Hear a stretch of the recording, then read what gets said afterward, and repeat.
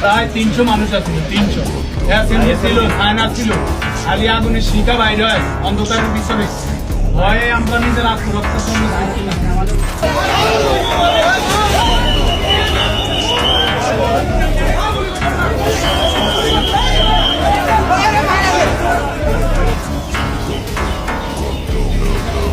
পাশে ভাঙচুরগুলো করেছে।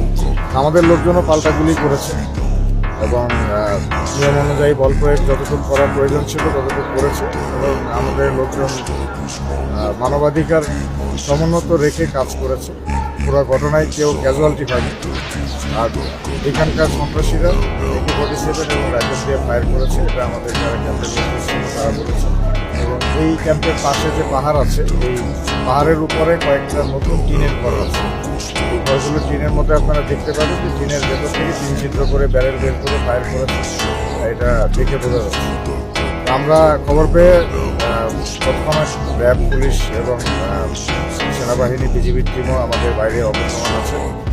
সবাই রাত্রেবেলা তৎক্ষণাৎ মুখ করে ভেতরে আসার সময় যেটা দেখতে পেলাম যে বিভিন্ন কালভার্টের সামনে তারা বড় বড় ডিচ করে রেখেছে এবং এই কাজগুলো সম্ভবত এই তারা হামলা করার ঘণ্টাখানেক আগে করেছে, দ্রুততম সময়ে করেছে, করে আমাদেরকে যাতে গাড়ি নিয়ে আসতে না পারি এবং আমরা আলটিমেটলি গাড়ি নিয়ে আসতে পারি।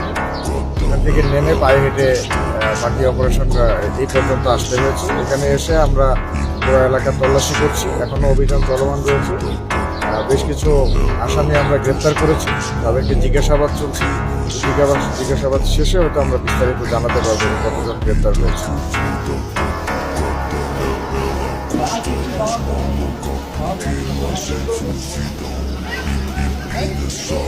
মূলত মধ্যরাতেই বলা যায়, একটার পরে এখানে আমাদের জঙ্গল সলিমপুরে আসার যে রাস্তার বেশ কয়েকটা অংশ একেবারে যে ভেতরে সেগুলি কেটে রাস্তা বিচ্ছিন্ন করা হয়েছে। আমরা আইন শৃঙ্খলা বাহিনী যানবাহন ব্যবহার করতে না পারে এবং দ্রুত না আসতে পারে। এবং এর পাশাপাশি আমাদের এখানে দুইটা ক্যাম্প ছিল, একটা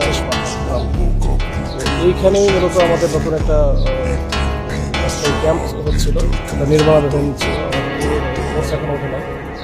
তো এখানে যেহেতু আমাদের স্কুলে, এখানে আলীনগর স্কুলে র্যাব, পুলিশ, APBN বা RRF সবাই ছিল, তো এইখানে তারা টার্গেট করেছিল যে আমাদের ওই নতুন যে ক্যাম্পটা, এই ক্যাম্পটা যেন ওইখানে আমরা না করতে পারি।